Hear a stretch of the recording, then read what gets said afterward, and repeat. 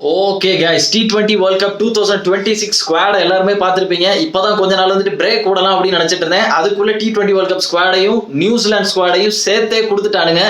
அஜித் தஹர்கர் கரியர்லேயே பவுலிங்ல கூட இவ்வளவு கான்ட்ரிபியூட் பண்ணதில்லை இந்தியன் டீமுக்கு. ஆனா இன்னைக்கு செமையா கான்ட்ரிபியூட் பண்ணியிருக்காங்க. எப்படி இவர் இவ்வளவு உருப்படியா டீம் எடுத்தாரு அப்படின்னு தெரியல. உண்மையிலே இன்னைக்கு வந்துட்டு உண்மையிலே டேலண்ட் வந்துட்டு விக்டரி ஆயிட்டு. ஹைலைட் என்னன்னா, சுமன் கில் ஸ்குவாட்ல இல்ல.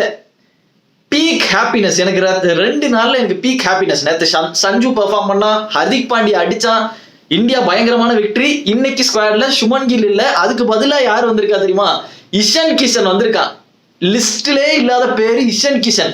2023ல சுமன் கில் பீக் ஃபார்ம்ல இருந்தான். எல்லா ஃபார்மேட்லயும் சொல்ல போனா T20, ODI, IPL எல்லா இதுலயும் நொறுக்கிட்டு இருந்தான். நடுவுல அவனுக்கு சிக்னஸ் வந்துச்சு.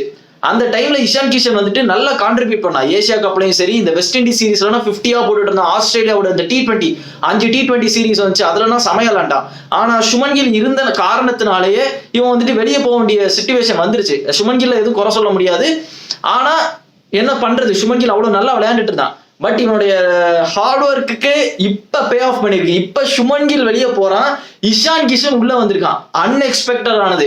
யாராவது இந்த டீம் ஸ்குவாட வந்து குறை சொன்னீங்க அப்படின்னா, there is something wrong with you guys. உண்மையில உங்களுக்கு ஏதோ பிரச்சனை இருக்கு. இந்த ஸ்குவாட நீங்க வந்து குறை சொன்னீங்கன்னா ஏதோ பிரச்சனை இருக்கு. SSV ஜெயஸ்வால் உள்ள இல்ல. I feel bad for him. வேற வழி இல்ல. ஜெயஸ்வால் வந்துட்டு வெளியே இருந்துதான் ஆகணும், வேற வழியே இல்ல. ஆனா இஷான் கிஷன் உள்ள கொண்டு வந்தது சூப்பரானது. இஷான் கிஷன் உள்ள கொண்டு வந்தது ஒரு தெளிவான மெத்தட். எப்படின்னா, இந்த சஞ்சு சாம்சன் இருக்கான் பாத்தீங்களா, நம்மால வந்துட்டு எரிமலை மாதிரி திடீர்னு வெடிப்பான், இல்ல புஷ்வான மாதிரி போயிடுவான். ஒருவேளை ஃபார்ம் வரல, இவன் வந்து சிக்கல அப்படின்னு வச்சுக்கோங்களேன், சஞ்சு சாம்சனுக்கு நீட்டா சஞ்சு சாம்சனை வெளியே போட்டு இஷான் கிஷன் உள்ள கொண்டு வந்துருவாங்க. இஷான் கிஷனும் குவிண்டன் டீகாக்கும் கிட்டத்தட்ட ஒரே ஸ்டைல ஆடக்கூடிய பிளேயர் தான். அட்டாக் அட்டாக் அட்டாக், இது மட்டும் தான் இஷான் கிஷனுக்கு தெரியும். அதுவும் இல்லாம இவன் ஓப்பனர், விக்கெட் கீப்பரும் கூட. சோ சஞ்சு சாம்சன் ஒருவேளை சரியா ஆடாட்டி வெளியே வச்சுட்டு இஷான் கிஷனை உள்ள அந்த இடத்துல ஈஸியா ரீப்ளேஸ் பண்ணிடலாம். பெர்ஃபெக்டான முடிவு. நிறைய பேர் ருத்ராஜ் ஜெய்க்வாட்லாம் யோசிச்சுட்டு இருக்கீங்க. நீங்க ருத்ராஜ் ஜெய்க்வாட் அப்படிலாம் சொல்றது வந்துட்டு சிஎஸ்கே ஃபேன் மட்டும் தான். எதுக்கு சொல்றீங்கன்னா, இப்ப ருத்ராஜ் ஜெய்க்வாட் வந்து ரீசெண்டா செஞ்சுரி அடிச்சான் ஓடிஐல, அதனாலதான் நீங்க சொல்லிட்டு இருக்கீங்க. யோசிச்சு பார்த்தா அப்படிதான். அங்க ஜெயஸ்வாலுக்கே இடம் இல்ல, வேற வழியே இல்ல. ஜெயஸ்வால் வந்துட்டு வெளியே இருந்துதான் ஆகணும். பாவம், என்ன பண்றது. ஏன்னா பெஞ்சில் இருக்கிற சஞ்சு சாம்சனே இப்பதான் வந்துட்டு மேட்சே ஆடினா, ஒரு மேட்ச் தான் ஆடினா. நல்ல வேளை அந்த மேட்ச் நல்லா விளையாண்டான். அதுவும் இல்லாம இஷான் கிஷன் வந்துட்டு சூப்பரா அந்த சையத் முஸ்தக் அலி டிராஃபிலாம் செமையா விளையாண்டுட்டு இருந்தான். நேத்து T20 நடக்கும் போது அவன் அங்க ஃபைனல்ல செஞ்சுரி அடிச்சு கூத்தடிச்சு கப்பை கொண்டு வந்து எல்லாரும் முன்னாடி BCCI அப்படியே தனியா தெரியற மாதிரி ஒரு கார்னர் மேக்கர் அளவுக்கு இஷான் கிஷன் வந்துட்டு செலிப்ரேட் பண்ணிட்டான் சொல்ல போறேன்னா. அதனாலயோ என்னமோ அன்எக்ஸ்பெக்டட் எடுத்துட்டாங்க. எனக்கு ஹாப்பியா இருக்குது இஷான் கிஷனை வந்து உள்ள எடுத்ததுக்கு. அப்படியே ஒரு பிருத்திவி ஷா வந்துட்டு இந்த டெல்லி வாங்கினா ஒரு சந்தோஷம் வரும், டெல்லி வாங்கினது ஒரு சந்தோஷம் வந்துச்சு தெரியுமா, அந்த மாதிரி இருக்கு. அதுவும் சுமன் கில்ல வெளியே வச்சுட்டு நான் வந்துட்டு எக்ஸ்பெக்டே பண்ணல. நான் வந்துட்டு மறுபடியும் சுமன் கில்ல தான் போடுவாங்க. நேத்து கூட நான் தான் சொல்லேன், இவனை தான் எப்படியும் போடுவாங்க, சுமன் கில்ல தான் போடுவாங்க அப்படின்னு நினைச்சிட்டு இருந்தேன்.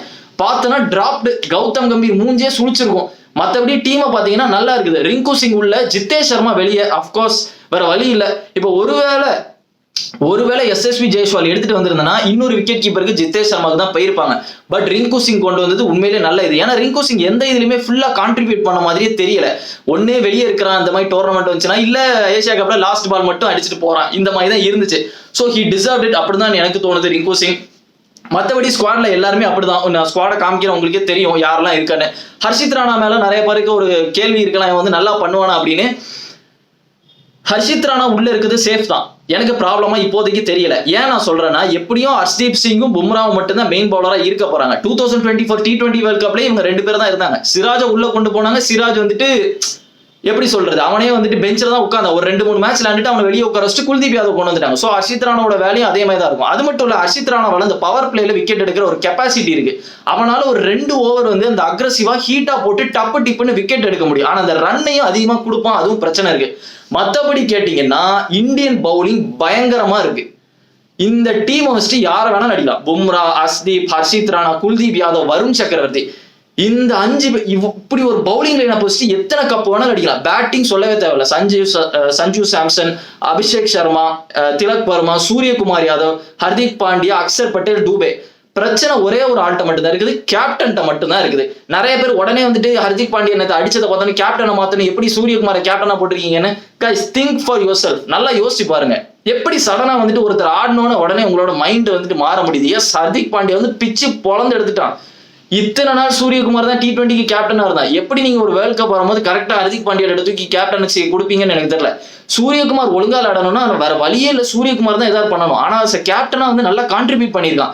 அவனுடைய பிரச்சனையே கொஞ்சம் நான் என்ன சொல்லுவேன் அப்படின்னா, கிரவுண்டா ஆடி பழகணும். 4 அடிச்சு பழகிட்டாலே முடிஞ்சிச்சு. ஆனா வந்தவன என்ன பண்றான், அந்த அன்ஆர்த்தடாக்ஸ் இந்த பழைய சூரியகுமார் மாதிரியே ஆடுறான்.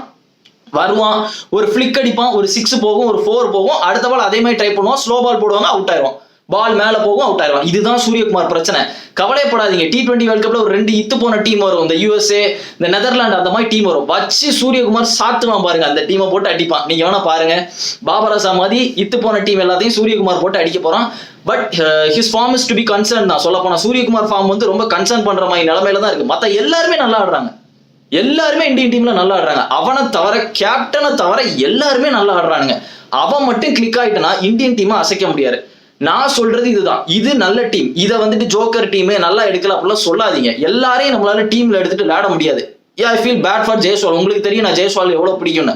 ஆனா எனக்கு தெரிஞ்சு இது பெர்ஃபெக்டான டீம். இஷான் கிஷனை வந்து இந்த டைம்ல நீங்க விட்டது வந்துட்டு உண்மையிலே எனக்கு ரொம்ப ஹாப்பியா இருந்துச்சு. அது வந்துட்டு சுமன் கில்லை எடுத்துட்டு நீங்க இஷான் கிஷன் ஒரு அப்படியே ஒரு சர்க்கிள் மாதிரி இருந்துச்சு. அப்படியே அப்ப சுமன் கில் வந்தான், இவன் போயிட்டான். இப்ப சுமன் கில் வெளியே போறான், இஷான் கிஷன் உள்ள வரான். பாக்குறதுக்கே பயங்கரமா இருக்குது. பெர்ஃபெக்டான ஸ்குவாடு கப் அடிக்கிறதுக்கு. ஆனா ஒன்னே ஒண்ணுதான் இருக்கு, கப் அடிக்கணும். கப்பு மட்டும் அடிக்கல, வேர்ல்டுலே பெரிய ஜோக்கர் நம்மளா தான் இருப்போம். இவ்வளவு ஸ்ட்ராங்கான சைடு வச்சுட்டு கப் அடிக்க கூட வக்கில்ல அப்படின்ற மாதிரி ஒரு டாக் வந்துடும். அதை வந்து எனக்கு தெரிஞ்சு அந்த மாதிரிலாம் இருக்காது. எனக்கு தெரிஞ்சு ஆஸ்திரேலியா வந்தா எப்படி இருக்கும்னு நினைச்சு பாருங்க. ஃபைனல்ல 2023 ஒரு ரிவெஞ்ச் கொடுத்த மாதிரி இருக்கும். நான் அதை தான் எதிர்பார்த்துட்டு இருக்கேன். எனக்கு தெரிஞ்சு இந்தியா வந்துட்டு வின் பண்ணிடுவாங்க ஈஸியா. ஒரு கான்ஃபிடென்ட் வந்துட்டு எப்போ வந்து ரோஹித் சர்மா வந்து 2024 T20 வேர்ல்ட் கப்ல கையை வச்சணும், அதுல இருந்து இந்தியா வந்துட்டு ஃபைனல் வந்துட்டு சோக் ஆக மாட்டாங்க அப்படின்ற ஒரு கான்ஃபிடென்ட் எனக்கு வந்துட்டு வர ஆரம்பிச்சிட்டு. டெஸ்ட்ல சொதப்பினாலும் ஒயிட் பால்ல வந்துட்டு நம்ம சொதப்ப மாட்டோம் அப்படின்ற ஒரு இது இருக்கு. ஆக்சுவலா இன்னைக்கு ரொம்ப ஹாப்பியா இருக்கு. ஏன்னா உண்மையிலே எனக்கு இந்த ஸ்குவாடை பார்க்கும்போது சீரியஸா இவனுங்க தான் எடுத்தானுங்களா அப்படின்னு இருந்துச்சு. இவனுங்க ஏதாவது கோல்மால் பண்ணுவானுங்களே அப்படின்றது. எனக்கு கோபமும் வரல, எனக்கு ரேஜுமே ஆகல. 2 நாளே எனக்கு ஜாலியா இருந்து. சொல்ல போனா எனக்கு ஹாப்பியா தான் இருக்கு இந்த ஸ்குவாடை பார்க்க. உங்களுக்கு ஏதாவது சேஞ்சஸ் இருக்குதா அப்படின்னு சொல்லுங்க. நிறைய பேர் ஸ்ரேயஸ் ஐயர் கொண்டு வரலாம்னு சொல்லுவீங்க. Too late. இப்போதைக்கு ஸ்ரேயஸ் ஐயர்லாம் வர முடியாது. அவன் ரிப் இன்ஜுரியில இருந்து வரான்.